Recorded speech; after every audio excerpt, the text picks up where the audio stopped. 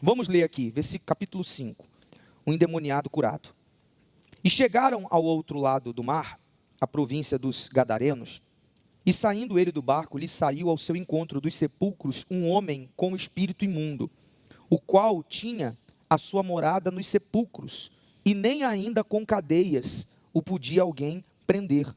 Porque tendo sido muitas vezes preso com grilhões e cadeias, as cadeias foram por ele feitas em pedaços, e os grilhões em migalhas, e ninguém o podia amansar. E andava sempre, de dia e de quê? De noite, clamando pelos montes e pelos sepulcros, e ferindo-se com pedras. Então olhe para mim, por favor. A gente vê que a estratégia do diabo se repete, desde sempre. O que esse homem aqui endemoniado vivia, os sintomas que ele carregava, são os mesmos sintomas que hoje alguém endemoniado carrega. Você vê, ele vivia, morava nos sepulcros. Ele não podia morar debaixo da ponte. Por que nos sepulcros? Porque sepulcro lembra morte. O mal, ele é especialista em acelerar a morte. O diabo se alegra na morte dos não salvos. Tem gente que vive pensando na morte. O número de suicídio de muitos anos para cá não diminui, nunca diminui. Só o quê? Aumenta. Não tem ano que o suicídio seja menor do que o ano anterior. Só aumenta, porque o diabo quer morte. Era onde ele vivia, nos sepulcros. Aqui fala que prendiam ele com cadeias e ele quebrava. Nenhuma cadeia ficava intacta. Por quê? Porque quando alguém está endemoniado, possesso, com espíritos malignos, não é a força do braço que a gente usa. Você já viu pessoas manifestadas aqui, não já viu? Se a gente tentar usar aqui a força do braço, a gente apanha. Pode ser uma pessoa pequenininha, quebra a gente no meio. Porque não é a força física, é a força espiritual. Então, por isso que tentavam prender um demônio com correntes, ele quebrava. É a mesma coisa quando alguém quer resolver um problema espiritual com a força do braço. Por exemplo, está lá, a depressão é um problema físico ou espiritual? Dê remédio para o depressivo, vai ficar curado? Porque você está dando remédio para o corpo do depressivo. Você está injetando o remédio no corpo, mas a doença dele é onde? Na alma, é espiritual, não vai resolver. Quando a doença, tem doença que é espiritual. Espiritual. Essas que somem na hora, a dor aqui na igreja, é espiritual. Você vê, todos, tomei remédio, fiz isso, fiz aquilo, não resolveu. Usa a fé, resolve. Porque a gente trata problemas espirituais com a fé. Amém? Nunca queira resolver problemas espirituais com a força do braço. Você vai perder o seu tempo. Você vai gastar energia, você vai gastar força, você vai gastar tempo e não vai resolver. Problemas espirituais nós resolvemos de que forma, pessoal? Na fé. O que mais aqui? Eram presos com grilhões, ninguém conseguia amansar ele. Você vê, o diabo hoje tem trabalhado despertando a raiva, o ódio nas pessoas. É impressionante como o ser humano hoje está sem paciência para nada. Hoje em dia, se você nem só fecha alguém no trânsito, a pessoa que quer descer do carro quer matar você. Ou não é assim? Ou é só eu que vejo isso? Está cada dia pior.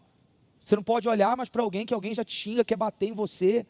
As pessoas estão cada dia mais agressivas, mais sem paciência, estão se matando por nada. Espiritual, problema espiritual. Ele andava sempre de dia e de noite, ou seja, esse homem não dormia. Qual é o outro problema que ele tinha aqui, gente? Qual o problema? Insônia. Insônia também é espiritual. Não é normal a pessoa trabalhar o dia inteiro e chegar à noite e não conseguir dormir.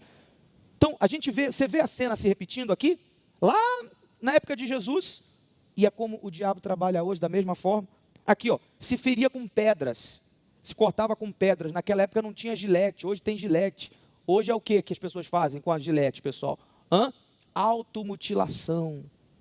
Também tentando resolver um problema espiritual. Dizem quem faz isso, que a pessoa corta o corpo para parar de sentir a dor aonde? Na alma. Para sentir no corpo, para parar de sentir na alma. É espiritual. Se você conhece alguém que faz isso, traga essa pessoa para a igreja. Espiritual. Ele feria-se com pedras. Versículo 6. E quando Jesus viu ao longe, correu e adorou. E clamando com grande voz, disse: que tenho eu contigo, Jesus, Filho do Deus Altíssimo? Conjuro-te por Deus que não me atormentes. Porque Jesus dizia, sai deste homem, espírito imundo. e perguntou-lhe: qual é o teu nome? Ó, a conversa aí de Jesus com essa entidade. Então, o que às vezes a gente faz aqui é o que Jesus fazia. Te entrevista aqui o demônio e pergunta para saber o que o mal está fazendo e orientar as outras pessoas. Jesus perguntou para ele: qual é o teu nome? Ele disse: Legião. Legião é o meu nome porque somos muitos. E rogava-lhe muito que os não enviasse para fora daquela província. O diabo, quando Jesus chegou, ficou atormentado. Quando você que tem sintomas assim, que é perturbado, endemoniado, e você se entrega para Jesus, você, por exemplo, vem na igreja, você veio hoje aqui, você que está pela primeira vez, nesse momento, o mal que lhe atormentava, está sendo atormentado por Jesus agora. E ele não quer, você vê que a legião de demônios disse: não me tire dessa província, porque ele queria ficar ali, naquele corpo. O diabo, ele quer ter o nosso corpo, a nossa vida como território dele. O diabo é territorialista. Quando ele entra em alguém, tem até outra passagem bíblica que diz, que ele fala: é a minha casa, voltarei para a minha casa. Ele é abusado. O diabo é abusado. Ele, quando entra num corpo, ele diz: isso aqui é a minha casa, ninguém vai me tirar daqui. Ele é abusado. Mas quando alguém se entrega a Jesus, ele começa a ser atormentado, porque ele sabe que ele pode perder aquela vida, como perdeu a vida desse rapaz. Você vai ver agora. Aí diz assim: e andava ali pastando no monte uma grande manada de porcos, e todos aqueles demônios rogaram-se, dizendo: manda-nos para os porcos, para que entremos neles. E Jesus lhe permitiu. E saindo aqueles espíritos imundos, entraram aonde? Nos porcos. E a manada se precipitou por um despenhadeiro no mar. Eram quase 2.000 e afogaram-se no mar. E os que apacentavam os porcos fugiram e o anunciaram na cidade e nos campos, e saíram a ver que era aquilo que tinha acontecido. E foram ter com Jesus e viram o endemoniado, o que tivera legião, assentado. Que mais? De que forma ele estava sentado? E temeram. Ele foi liberto. Ele estava sentado e vestido. Ou seja, qual é o contrário de vestido? Pelado. É ou não é? Ele estava como antes? Vivia como? Nu, pelado na rua. Estava vestido, perfeito juízo. Curado, liberto. Jesus resolveu o problema dele. Jesus entra, os problemas têm que ser resolvidos. Amém, gente? Resolveu. E os que tinham aquilo visto, contaram-lhe o que acontecera ao endemoniado e acerca dos porcos, e começaram a rogar que saísse dos seus termos. E entrando ele no barco, rogava-lhe o que for endemoniado, que o deixasse estar com ele. Aí depois você lê em casa o resto. Jesus não deixou. O que aconteceu ali? Só para você entender. Esse garoto aqui, ele se converteu. Amém? Ele não apenas resolveu os seus problemas, mas ele se converteu. Depois que a mudança aconteceu dentro dele, que ele foi curado, vestiu a roupa como uma pessoa comum, ele foi atrás de Jesus. Jesus entrou no barco, quem queria entrar também? Quem queria entrar também? Ele queria entrar. Ele queria ir embora com Jesus. Ele queria ir.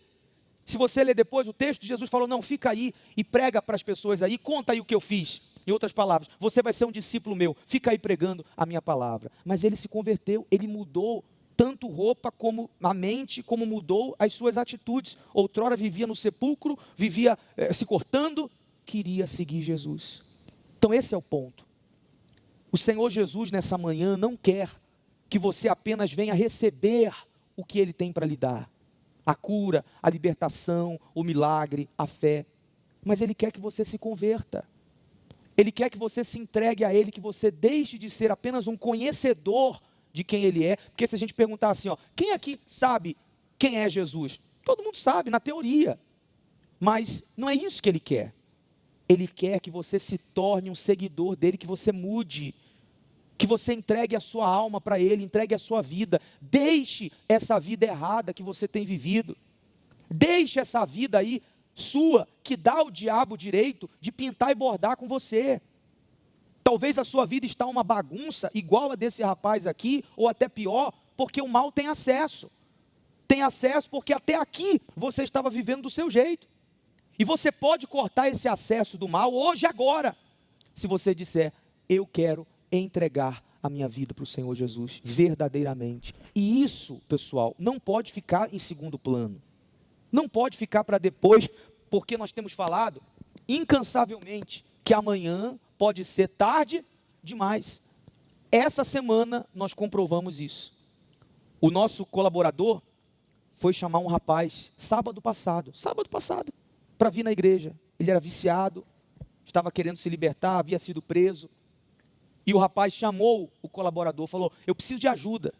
O colaborador foi lá, combinou, tudo combinado, para ele vir na igreja domingo passado, domingo de manhã. Domingo. Quando ele chegou de manhã lá e bateu palmas, cadê o fulano? Você vai ver o que aconteceu. Põe o vídeo aí, por favor. Pastor, sábado eu fui fazer a visita a um ex-interno da Fundação Casa. Cheguei na casa dele, no sábado à tarde, conversei com ele, né? Perguntei como é que ele estava, se ele estava sendo acompanhado, ele falou que não. Aí eu falei para ele: a partir de hoje eu vou acompanhar você, vou te dar todo o apoio e assistência. Perguntei para ele como é que estava a vida dele, se ele tinha saído das drogas, se tinha saído das biqueiras, se ele estava trabalhando. Ele falou que não. Foi quando eu perguntei para ele, né? Ele falou que estava usando drogas, tinha voltado para a biqueira. Eu perguntei para ele, no estado que ele se encontrava, se ele sabia o destino da alma dele. Simplesmente ele abaixou a cabeça e não me respondeu nada. Ele, pastor, pediu ajuda. Ele me pediu ajuda para que não chegasse a acontecer isso. Foi na onde que eu convidei ele para estar aí no domingo na reunião pela manhã. Ele aceitou ir comigo no domingo de manhã. Quando foi 6h30 da manhã no domingo, eu fui buscar ele. Quando eu cheguei na casa dele, chamei. Quem me atendeu foi o irmão dele. Aí eu perguntei pro irmão dele: olá, eu sou o Anderson, vim buscar o Mateus para ir na igreja hoje comigo. Ele me deu a notícia que o irmão dele tinha falecido ontem à tarde. Ou seja, você foi sábado convidar, ele aceitou ajuda, pediu ajuda. Domingo, quando você chegou lá, ele tinha morrido. Tinha morrido, tinha sofrido um infarto. O irmão dele falou foi coisas de 1 hora, 2 horas depois que eu saí da casa dele, ele veio sofrer esse infarto. O que precisa mudar para muitos é aquela velha história: eu sei o que eu tenho que fazer, mas uma coisa é saber, outra coisa é o quê? Fazer. Talvez você está como esse rapaz estava, sabia, tanto é que ele pediu ajuda, e ele quis. Só que no caso dele nem deu tempo dele chegar na igreja. Isso precisa entrar na sua cabeça, que nós não podemos deixar para amanhã essa mudança, essa entrega, essa conversão. Pode não dar tempo. O que está em questão aqui, agora, não é mais a mudança da sua vida aqui nessa terra, mas é a salvação da sua alma. Porque se você morrer torto, sabendo o que tem que fazer e não fez, infelizmente, eu falo isso e eu sei que não é motivacional nenhum, mas me desculpe, a sua alma vai para o inferno.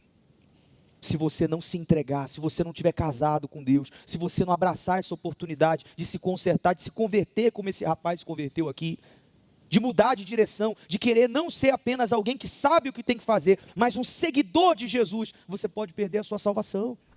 E sexta-feira incorporou um demônio aqui, que vem só confirmar o que a gente já sabe, que está acontecendo no mundo espiritual, mas ele veio a confirmar isso.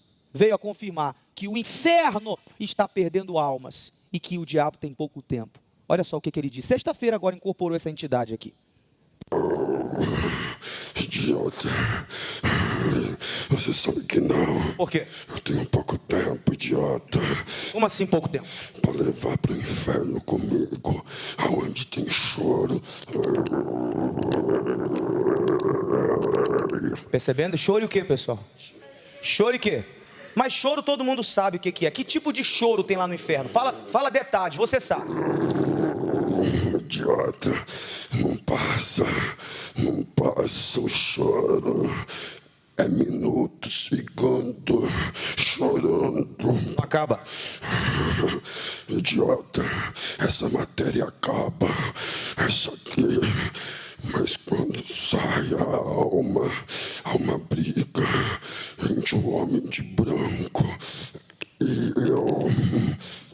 almas.